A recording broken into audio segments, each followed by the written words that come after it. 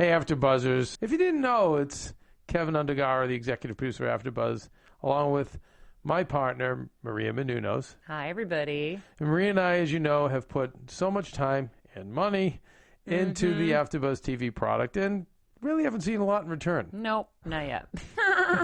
But one of the ways you guys can actually help us is by tuning into our new reality show, Chasing Maria Menounos. It premieres Tuesday, March 18th, 10 o'clock, 9 p.m. Central, and features me and Maria basically bickering, fighting. No, it's not just bickering and fighting. You get an inside look into my life, behind the scenes. You'll also get a behind-the-scenes look at AfterBuzz. It's really funny. It's not just bickering, and it's not fake either. So that's actually something no. to think about. It's definitely not fake. But please tune in to Chasing Maria Menounos on Oxygen, Tuesday, March 18th at 10 p.m. All of your support will help AfterBuzz because Maria certainly won't. So rude. You're listening to the AfterBuzz TV network, now the largest new media platform on the web, and your number one source for after-show entertainment. Very good, Keith Johnson.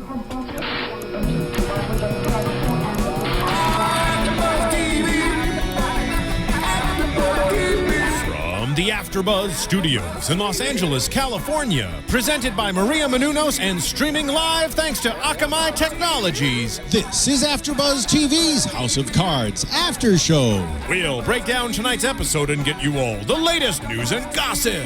And now, another post-game wrap-up show for your favorite TV show. It's AfterBuzz TV's House of Cards After Show. Good afternoon, good evening, good morning, AfterBuzzers. We are here in the AfterBuzz TV studio doing the recap for House of Cards Season 2, Episode 4, Chapter 17. So we are going to get right into this episode, and the butchery definitely continues. So we are going to do our best to dissect everything. I am your host, Sofia Stanley, all by myself in the studio, but fortunately I am also joined in the engineering booth with... By me. Hey, good to see you guys again. I'm back from last week. You know, it's Stephen Lemieux. Hey. So Stephen and I are going to do our best to dissect, maybe butcher a little bit this episode, and really kind of just go through what Frank, Claire, Lucas, and all of the other characters in House of Cards have been, you know, what they have going on this episode. And we're going to start kind of where we left off with the entitlement bill. Frank is trying to make sure that he has the votes, and he is back in Jackie's office. And it's a little bit confusing on who really the majority whip is, if Frank has actually let go of his throne and really released the reins to Jackie, or if Jackie is now the true House majority whip. Do you have any thoughts on that, Stephen?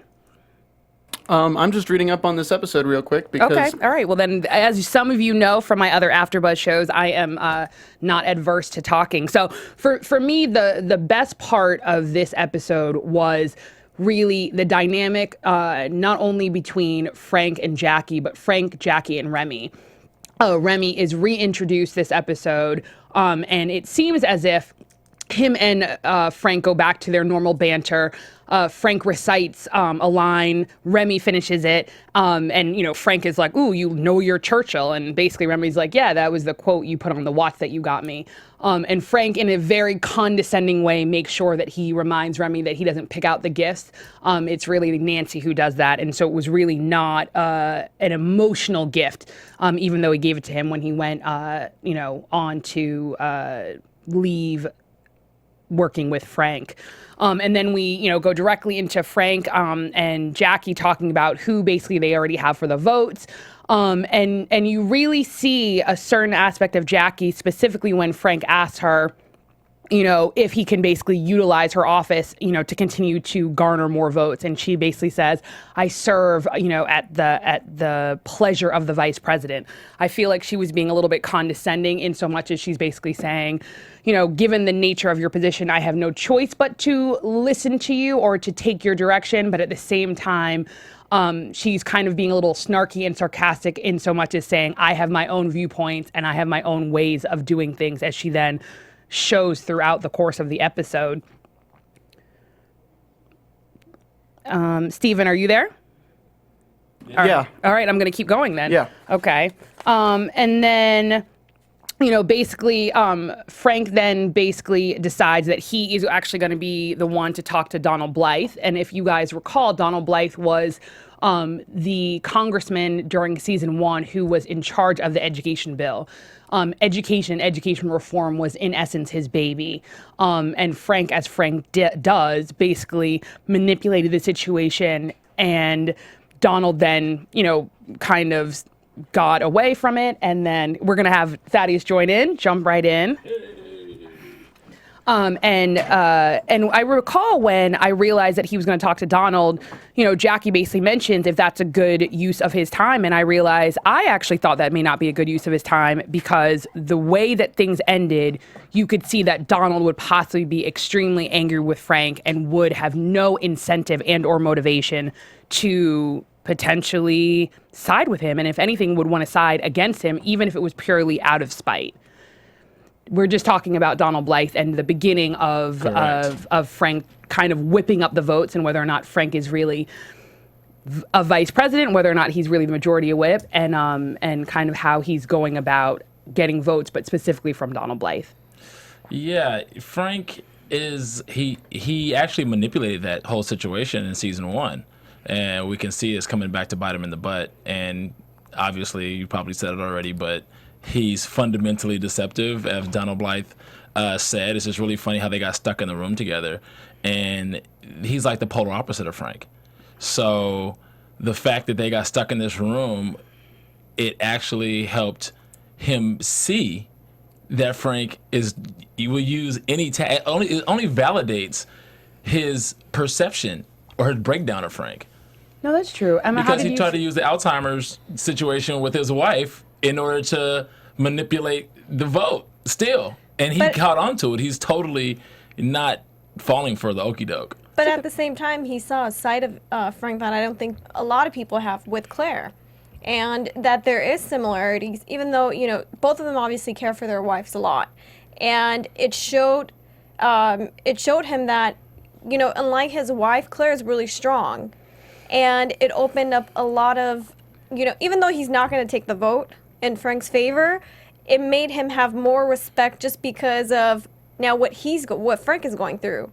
You can't compare Alzheimer's, obviously, to what Claire went through, but in some way, it made Frank more human to him, because Frank has problems too.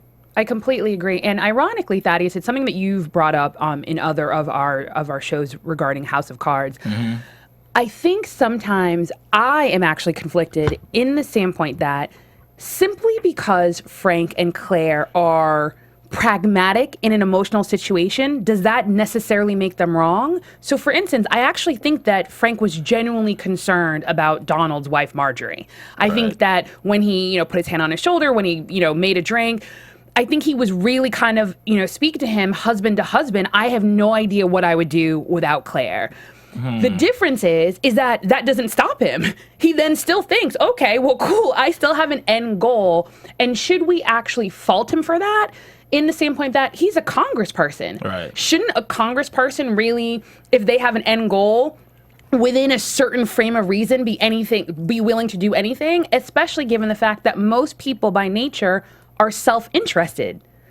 People normally get involved with charities. Why? Because someone they know was affected, right? Think about it. I don't mean to be mean, but normally you're forgetting the tax exemptions and to, probably take their money in another way. But but even still, though, think about it, though, honestly, and this is going to be a not popular thing to say. Think about it. You have certain people who have never been involved with a charity, and I'm talking about average, ordinary people. Right. Then you have someone in your family pass away or deal with a certain sickness. Now, all of a sudden, you're the spokesperson for that charity. Right. Why? Because now you're personally affected. It's so funny that you bring this up, because I was just thinking about this the other day, and it was some celebrity, I can't remember who it was, but they were, advocating for some illness or disease or whatever, and it's not bad to advocate for anything, especially something that, is a cause or whatever. But why do we as people wait to advocate for something that is needed by the population until it only affects us personally?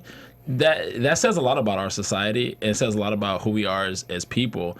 Not, like I'm saying, it's not a bad thing, but why wait everybody should have a cause that affects people because we're all sharing the same space here on this rock. So why not pick up a cause somewhere, whether it affects you personally or not? And the funny thing that you mentioned about Frank right now is that he did one of his break the fourth wall things and moments, and he asked he talked to the audience and he said, why didn't I think about this sooner? Yeah, why didn't I go with the heart instead of the mind? Exactly. And he leans on, you see his body language? He leans on the desk and puts his hand on his face, and then he starts talking to Donald, trying to loosen his body language to a more empathetic posture to try to, manipulate that. But this guy, Donald Blythe, is so, like, goody-goody. He's such a goody-goody, and that's what got him. That's what got him. But I'm going to actually go ahead, Emma. I was going to say I think he still has a lot of anger from the education bill. From the education bill that he's carrying on because he voluntarily dropped out. So now it's like, no, there's no backing down. No matter if he probably gave him a cure for his wife, he would still stick to his guns and say no, not happening. Well, here's the thing. I think as a politician, anybody who has half of a brain can see and know that Frank is capable of doing what Frank. Right. It's Frank getting to the vice presidency was not an accident. Right. I think any of them can see that, and he can probably see, although he was giving up the education bill, he really wasn't giving up the education bill. He needed somebody else to be an advocate for it that had somewhat power because he was dealing with his wife in that situation. Frank completely used that situation or used the education bill to his political advantage, and it worked against what Donald was actually wanted in the big picture. No, that's a very good point. And how do you think, though, the difference between how Frank handled the situation, specifically with Blythe and the bill, contrasts and or is similar to how Jackie handled basically doing the exact same thing? Well, they're complete opposites. Right now, with Frank coming in the picture again, and as Jackie mentioned, really isn't someone you want to take, and it's a waste of your time, basically. I think it could work better if Jackie handles it because she's going about it in a different way. So like we talked about with the journalism, we have old school and new school. So Jackie is bringing the new school, and she's doing things completely different than how Frank did it. There's obviously that respect. She's young, she's a female, and she's not taking bribery, or she's not throwing out bribes to people for them to, to get their votes. And it's different for people to adjust to her, but I think they would have more respect for her than they would for Frank, and they would do it out of respect, not because they're forced to do it. Well, the thing with Jackie is that Jackie has to, excuse the expression, she has to kick some people in the balls. She has to, because she knows that she's a female. She knows how these guys in this good old club, she took advice from Remy, right? She was dealing with Remy, and Remy was helping her out as far as the whipping some votes. Right. And she can't go about it the same way as Frank. Frank is a Southern boy who really has a whole different kind of demeanor. And I think Frank actually used Jackie to take that position because Jackie can be hard as Jackie and be her as her, not to be a Frank Underwood. Frank Underwood is Frank Underwood. I think he wanted her to take that position because of who she can be as she is. Oh, so you think that he strategically actually expected her not to be like him? I think he expected her to be to have the same, to produce the same results. Okay. But go about it in a different way. Ultimately, he wanted somebody in his pocket that could whip votes and get the results that he needed when he needed it. So now that he's a VP, he's not in Congress, he's not whipping votes, right? Right. So he needs somebody in his pocket that can go do that when he says, look, I need this, I need you to do this, I need you to blah, blah, blah. But he needs somebody who he knows can be effective doing it. Do you think, though, but that she doesn't need to be Frank. That's the thing. She doesn't need to be Frank. She just needs to produce the results that Frank could produce. I agree with you in theory, not in practice. And the reason being is, it's not a coincidence that Frank still has a desk in her office. It's not a coincidence that Frank held the meeting with Donald in his old office. Right. It's not a coincidence that he brought Remy on board, sent Remy with her. Right. I think that she is a lot more capable than he is giving her credit.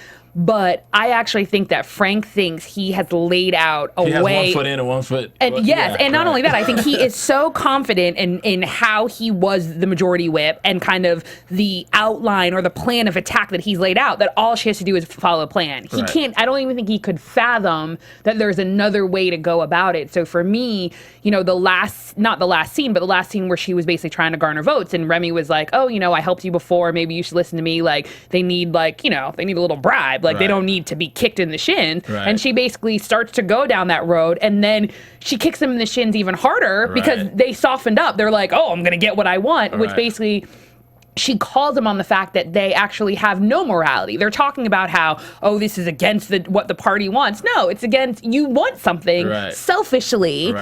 And the minute I called you on that, then you have to face the fact that you were being selfish. And I'm telling you, that's not how I play this game. I only reward people for good actions. This is what you're going to do. Thanks for your vote. Bye-bye. So, I love how she told him. I love how she told him. She said, what did she say? One of the guys... something tastes like piss. And basically he was like, she wanted a winery in Long Island. And she was like, oh, I've tasted your wine. It tastes like piss. The same type of piss that should go in your sanitation facilities. That was great.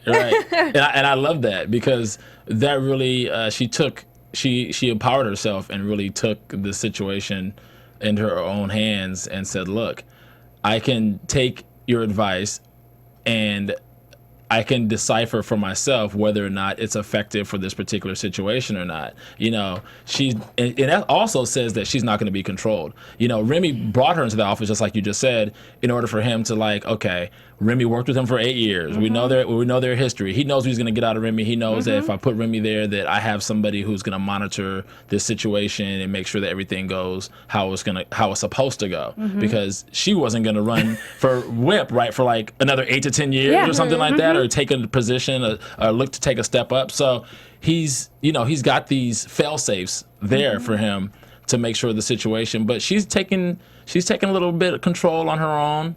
Jackie, I'm impressed. Yeah, and how did you guys like how she actually handled the fact that, you know, after, and we'll talk a little bit more about the anthrax scare when we talk about Claire. Yeah. But how do you like how she, or dislike how she handled basically once the evacuation for the Capitol, you know, was lifted, and basically her and Frank speak, and they're still down 4 votes, and they realize that the only way potentially to get the votes is to get some of the votes from Donald, because Donald holds 20 votes. How do you feel that she handled that situation in terms of how she interacted with Donald and basically, in essence, how she was able to get those votes? Well, first of all, I have to say that Frank paved the way for her to be able to do that. If Frank didn't spend that amount of time in the same room with Donald, I don't think he would have even been open to the idea where she's like, it doesn't have to be you. It could be any of your 4 people. Yeah. Anyone, just to vote.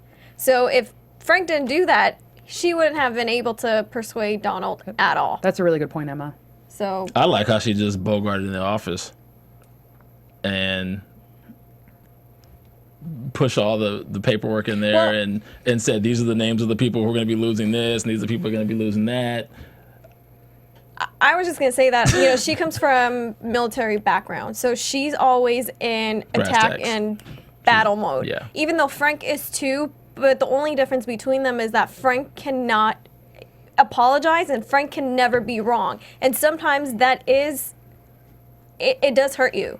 So for her to be able to recognize what her strengths are and what her weaknesses are and use it to her advantage, that's going to be very important. No, I completely agree. And I think that the differences between Jackie and Frank, especially in this example, is Frank goes after people's self-interest personally, right? And that's what you try to do with Donald. But Donald has a higher moral code. He's looking out for the self-interest of a larger group of people, i.e., right, his constituents and the American people.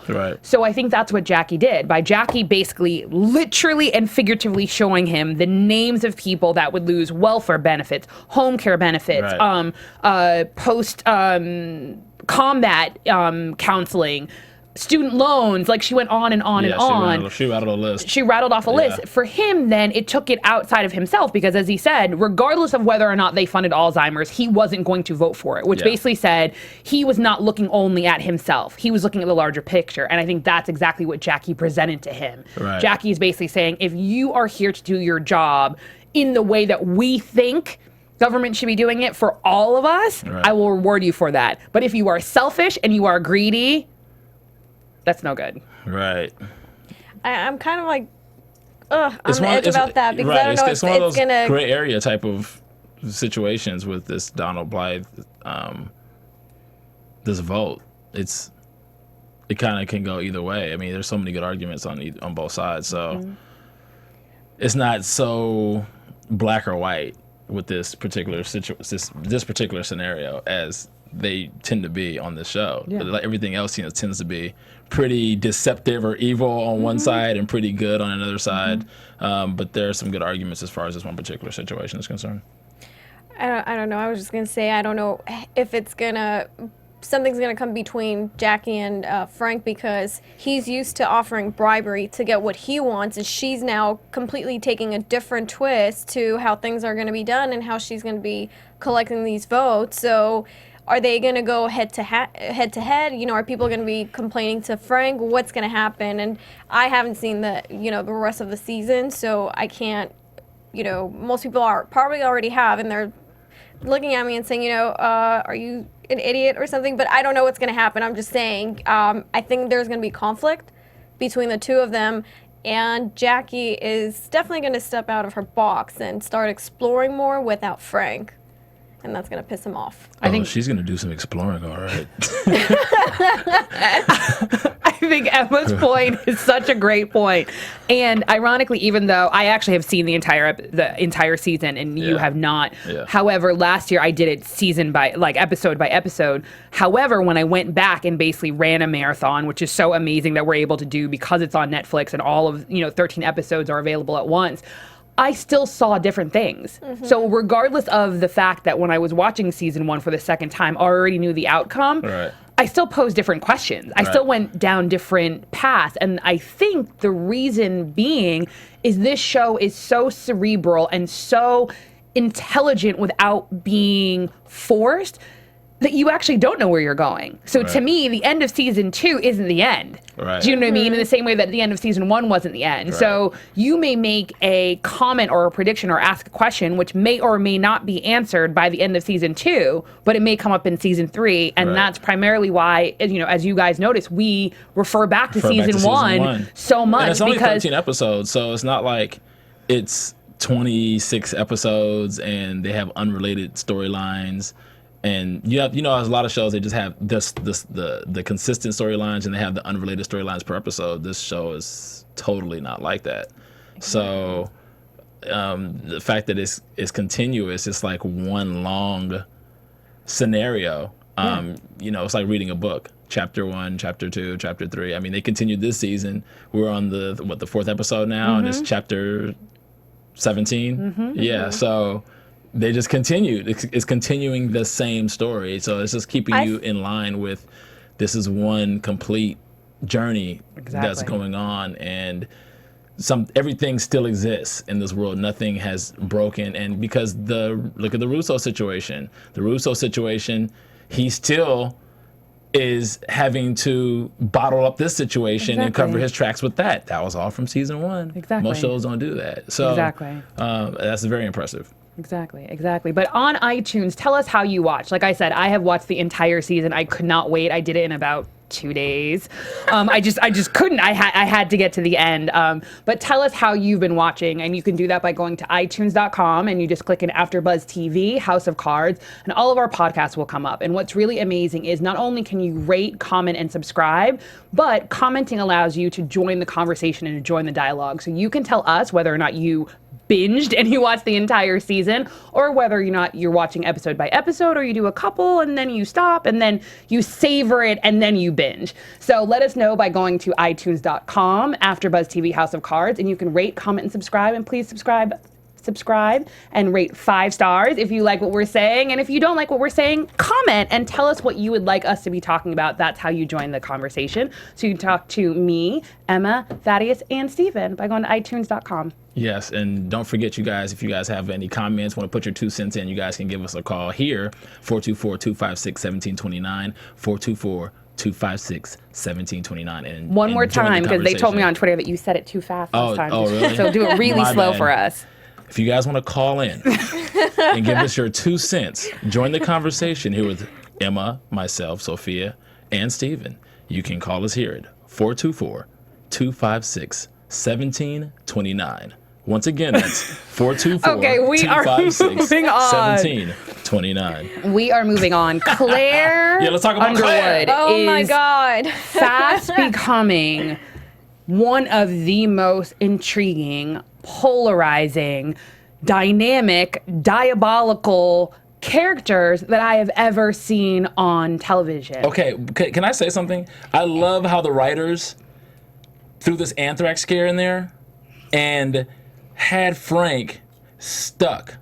Frank is not the submissive type whatsoever, and he was in a position of vulnerability. He cannot be there. He was actually slave to the system, the protocol, whatever it was. He could not get away. He had to stay there, and he could not be with his wife. He said, I have to be on the floor with the vote. There's I'm sorry, blah, blah, blah. There's nothing we can do. You're pretty much stuck here. Frank is not used to taking orders.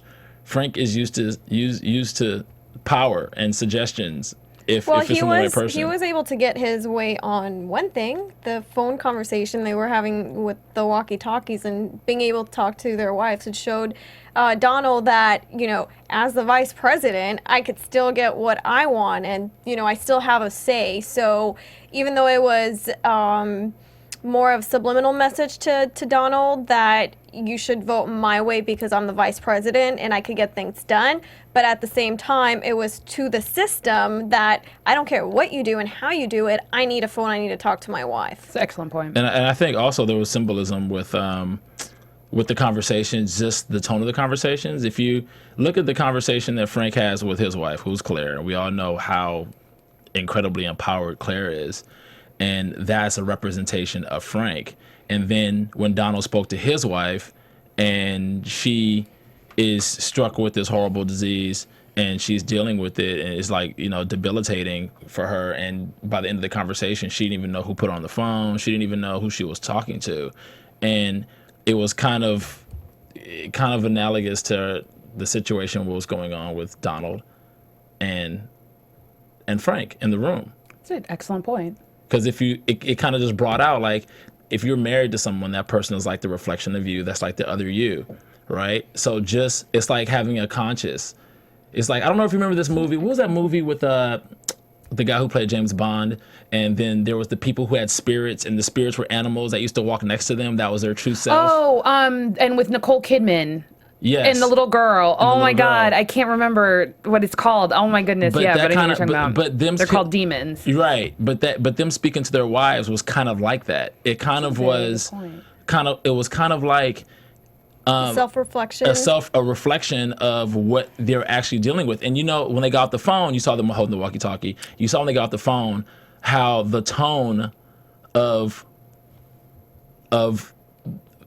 relatable power in the room. But it was like this. Go ahead. One thing also is the amount of time it took for each one of them to communicate with their wives. Frank, after Donald gets off the walkie-talkie or off the phone the first time, Frank said, kind of like it took that long. Like you guys kind of like had a long conversation. So, and him and, you know, Claire were just on and off. You know, they said what they needed to say. They were on the same page. They've been in quarantine before. How many times have we been in quarantine? Several times. Okay. Yeah. And they were off. He said maybe if I die here, then I wouldn't have to see us not lose this vote. Yeah. You know, so.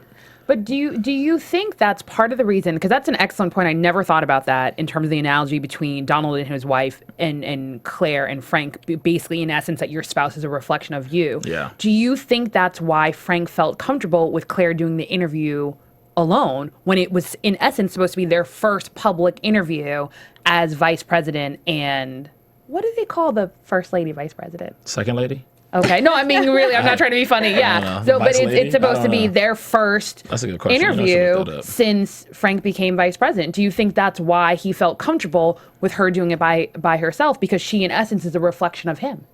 But I think he realized it a couple of episodes ago when he made, he mentioned a quote, and I'm going to find it and quote him, but he said how Claire had become this person that he didn't even know who she was anymore.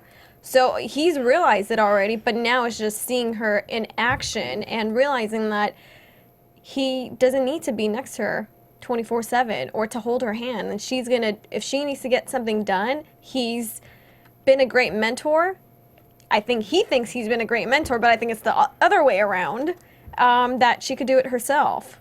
Okay. Which is why, you know, when he comes to the house, he doesn't step in. No, that's true. That's right. true. He lets her continue. I mean, it's evident that Claire is a force to be reckoned with. And like in the interview, she comes from wealth. You know, she says, yes. But she says we're comfortable. We're comfortable. We were comfortable. And she downplays it. But, you know, the reporters pretty much kind of hitting it on the head. Okay, you come from a wealthy family. And she's probably grown up, seen some things, and experienced some things. From people in that percent of society or the world. So I think she's probably has been privy in her life to experience certain things. Like, remember, Frank didn't come from an affluent background, and they brought that up, that that Claire's father actually contributed to. Was that surprising to either one of you? The fact that potentially there is a semblance of their union that could have actually been more strategic than even we thought. So, for instance, we had originally thought that their relationship was strategic in the fact that they both valued each other's intelligence and the fact that their lives would never be boring and that they both had this a similar pursuit of power, but not necessarily that Claire had money and that Frank possibly chose her because she and her family could fund his campaign. I didn't think about it, but when they did mention it, it didn't shock me. Okay. I wasn't like, oh my God, I can't believe he did that, because even nowadays in today's world, there's a lot of, you know, political families that join union just because they know where they're going and what they need to get there and how they could help one another. But here's the thing, the family of that nature would never usually consent with somebody of lesser status to marry in or whatever or whatnot. I think Frank has had this ultimate plan, this power plan, right? And he was probably, I don't know, the funds that the father gave him to support which campaign, what he was running for before he even got to Congress, or if it was for Congress or whatever. But Frank, you can see he was hungry. He's hungry, and he probably saw her and was like, that's the kind of woman I need, that's going to look good for my campaign, that knows how to handle situations, knows how to talk, knows how to rub shoulders in that circle that I'm going to be in, because I'm going to make sure that I get there. Frank knows what he's capable of, and he's been pulling it off. But you also have to remember that the Claire we see now is not the Claire that she used to be. As she mentioned, she had 3 abortions, which 2 of them was, you know, when she was a teenager, and she was reckless. So I'm sure we don't know what happened back then, but maybe her family, you know, was happy to give her away to just have her settle down. I don't know. Oh, that's an excellent and the point. fact that we've seen in prior seasons how her mom just wanted her to be pretty and, you know, have this smile on her face. So we don't know how her family saw things and, you know, what she was going through with them. And if she had to choose in the pictures what she wanted, the kid that was with the horse in the picture or the one that was going to prep school, she chose the kid because, you know, she was free-spirited and she wasn't so controlled. And I agree with you, but I think what was really telling is she said, I prefer the dirt. yes. Right. So when Ashley, the interviewer, asked, which do you prefer, basically the prep school girl or the little girl at the ranch, she said, no, this is home. I prefer to be in the dirt. And I think that's very telling. And I think that speaks to, and I really want to just, you know, as quickly, you know, but as detailed as we can, really dissect the interview. Right. And the fact that, you know, there was a moment, I think, when Ashley asked her, you know, how her childhood was, and she said it was great, even though I'm not sure if I believed her, kind of, you know, going to the point that Emma made. But I think there was a moment when she was talking about Kennedy, which even though as the audience we know her and I was thinking she's so strategic, right? Of course you're going to bring up, right? Once they basically mention that you're really wealthy and this is maybe a marriage of convenience or strategy, that you being from Texas are going to bring up a childhood memory as it relates to the assassination of one of the most popular, if not prominent and well-respected presidents that we have ever had. You think, oh, she's won. Like, she's won over America, even though we know it's strategic. Right. There's that moment, and even Connor looks in the monitor, and I think the young lady's name is Emma, the other young lady. He's like, I have this. He's like, we're gonna go all the way, and then the interview shifts, and you know the conversation about why they haven't had kids. She gives the normal answer she always gives, and Ashley is not having it and probes her a little bit more. Right. She stuck her with the probe pretty tough, though. Emma, I just have one question for you guys and also our viewers. When they brought the picture out and compared it, the girl in the dirt, when she said she prefers the dirt, do you think that resembles her and the free spirit that she has with... oh my God, the painter. Adam. Oh, you know, and the prep school is more... the controlled. I actually think it's the exact Francis? opposite. I actually think it's the exact opposite, and this is why. Do you remember how even when she was in bed with Adam, season 1, basically when she, you know, leaves for a couple days, and they're talking in bed, and she's talking about her mom and how her mom always wanted her to be happy. She says something to the effect of, Frank always saw me. Frank never wanted me to be that. That's number one. Number two, going to their former Capitol Police. I can't remember the guy's name, but remember when he was, you know, in the hospital bed, she kind of says the same thing. Right. She goes, she basically is trying to say to him, you don't love me. You love the outer exterior of the fact that I happen to be an extremely beautiful, well put together woman. Right. But you actually don't see the dirt. All you see is the beauty. And I think that by doing what she did, which in essence, like, you can argue was a somewhat form of assault, given the fact that he was literally incapable of stopping her. I'm stretching it. I'm sure he liked it. Anyways, but I mean, she physically, I'm trying to figure out how far I can go with it. Anyways, everyone's seen what happened in season 1. She copped the feel. Right. Right. So, but she did it to demean him. And I think to show him, you don't see me. So for a split second, I'm going to let you see potentially how grimy and dirty I really am. Right. I think, and then I feel like even going back to Adam, when Adam took the picture of her, she basically was like, oh, that's not who I am. And if I am, that's who I was. That picture when he took of the woman on the bench, he's like, oh, that's how I see you. She's basically like, oh, but that's not how I see myself. And I think that going back to what Thaddeus said, in the fact that Claire and Frank and or any spouse marital relationship, if they're a mirror of one another, I think that the thing that Frank and Claire do extremely well is they really, really see each other and they know each other. Right. And so I really think it's more symbolic of the dirt. That's what they are. Like, she's rough and tumble. She's not really this perfect person. It's only an exterior, but the real person that she is, she has the freedom to do whatever she wants. Well, let's talk about how she spun this whole interview and this whole termination of the pregnancy story. After she went out and Connor was like, no, you can't go back out there. She was like, excuse me. And I was even like, oh, dang, like, wow. Like, Claire she's been stumped kind of sort of at this interview. Like, she looks like she's losing her grasp on the situation. So she's like, excuse me. She takes a break, goes in the kitchen.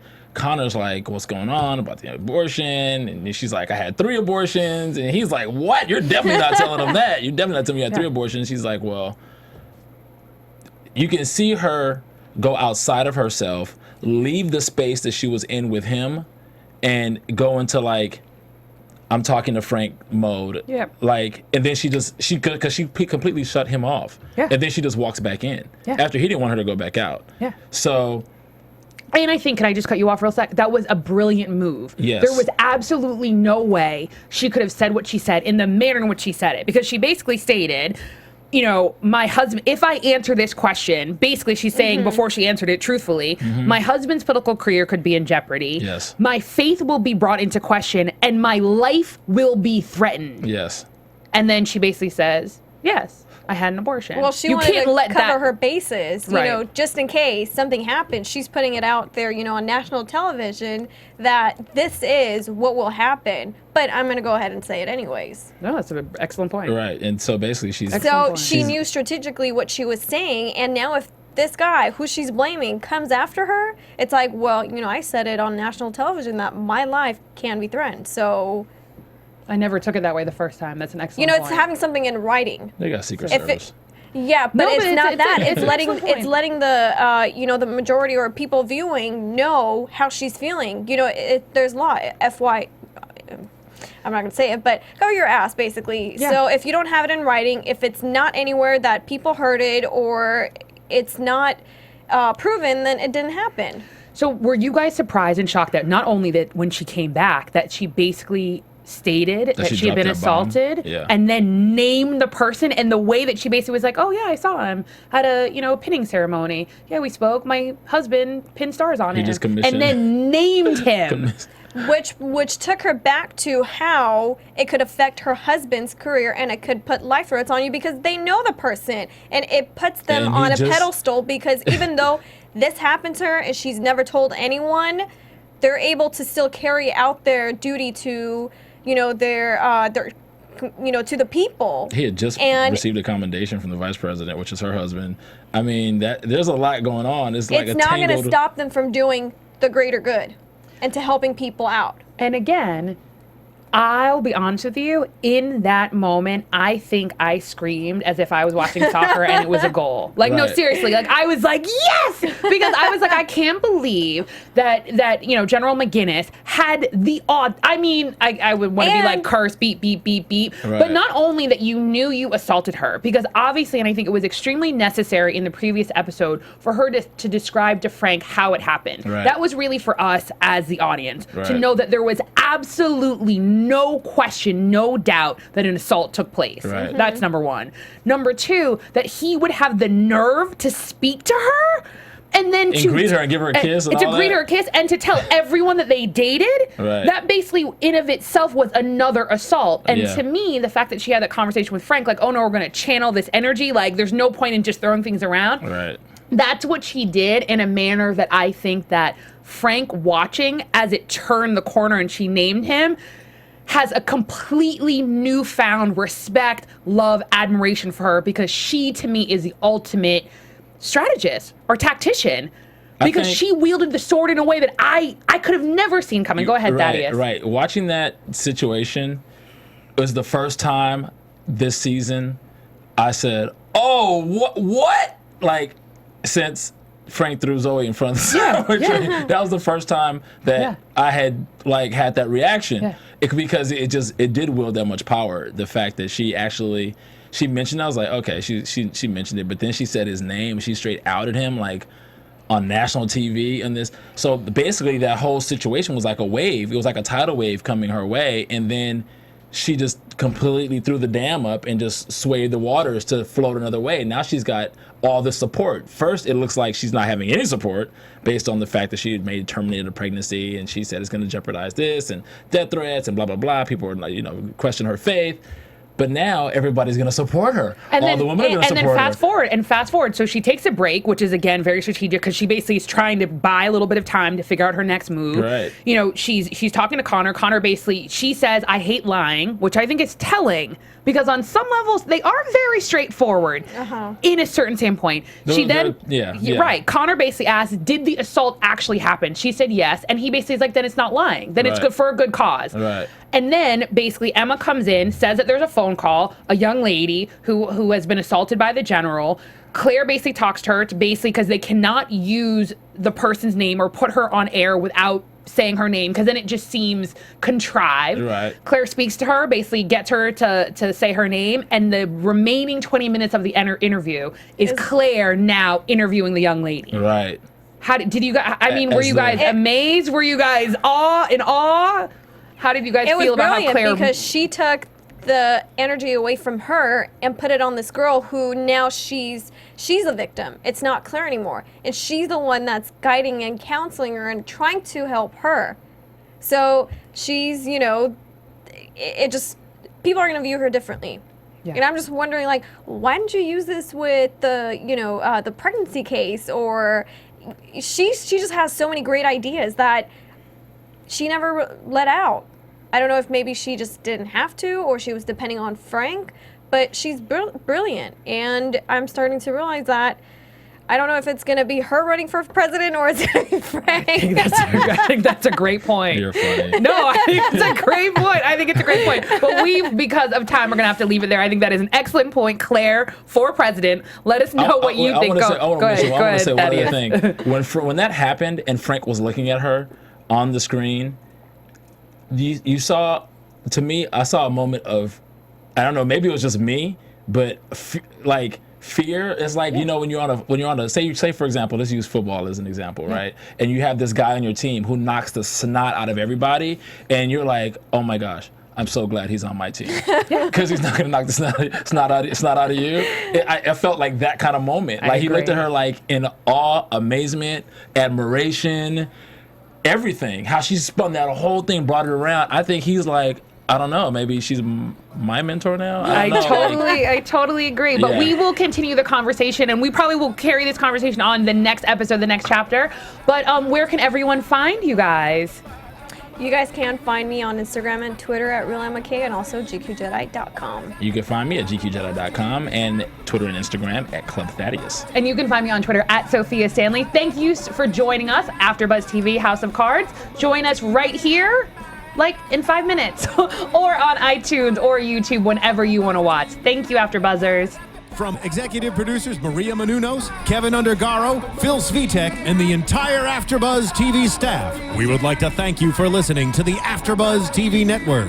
To watch or listen to other after shows and post comments or questions, be sure to visit AfterBuzzTV.com. I'm Sir Richard Wentworth, and this has been a presentation of AfterBuzz TV. Buzz you later. The views expressed herein are those of the hosts only and do not necessarily reflect the views of AfterBuzz TV or its owners or principals. Thank you for watching AfterBuzz TV on YouTube. For more of your favorite after shows and interviews, subscribe to our channel here, and be sure to share your opinion on the episode in the comment section below here. We'd love to see what you guys are buzzing about. Thanks again. Buzz you later.